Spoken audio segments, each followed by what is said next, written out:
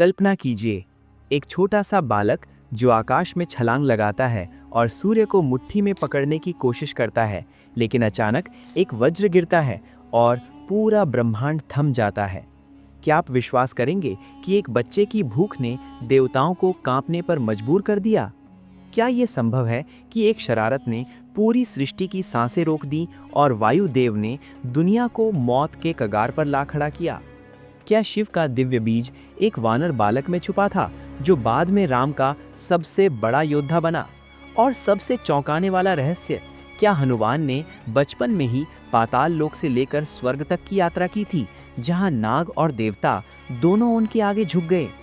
अगर आप सोच रहे हैं कि ये सिर्फ किंवदंती है, तो रुकिए।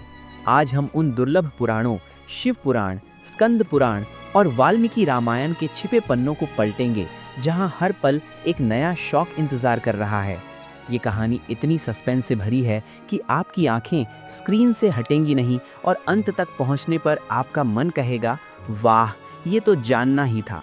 तैयार हो जाइए, क्योंकि एक बार ये रहस्य शुरू हुआ तो रुकना नामुमकिन।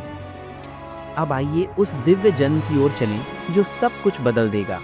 हिमालय की गोद में एक अप्सरा अंजना रहती थी, जो शिव की भक्त थी, लेकिन श्राप से वानर बन गई।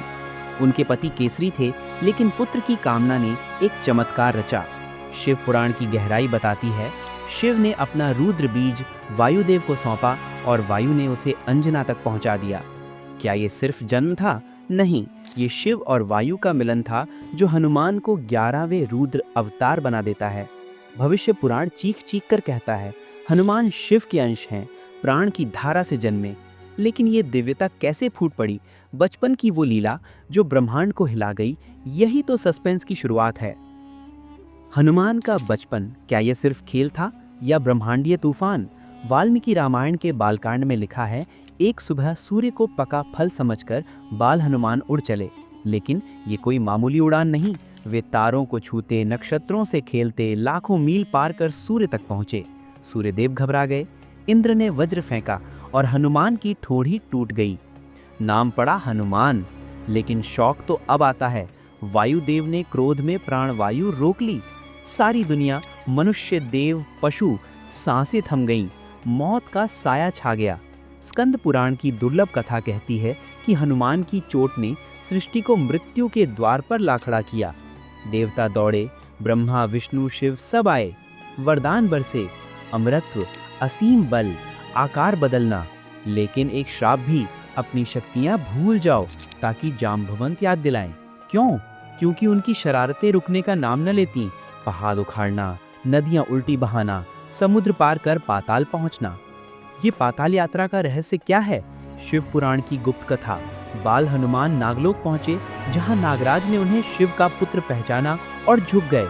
ये यात्राएं बताती हैं, हनुमान पृथ्वी के नहीं, ब्रह्मांड के थे। शिव से कनेक्शन, वे रुद्र अवतार हैं, प्राण और तांडव का संगम।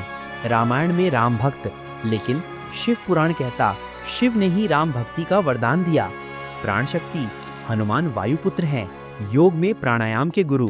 सूर्य नमस्कार में उनका जाप, क्योंकि उन्होंने सूर्य छुआ। ये कहानी सिखाती है, शक्ति भक्ति से पूरी होती है। एक बालक की शरारत ने देवताओं को झुकाया, प्राण का रहस्य खोला। जय हनुमान, जय श्री राम।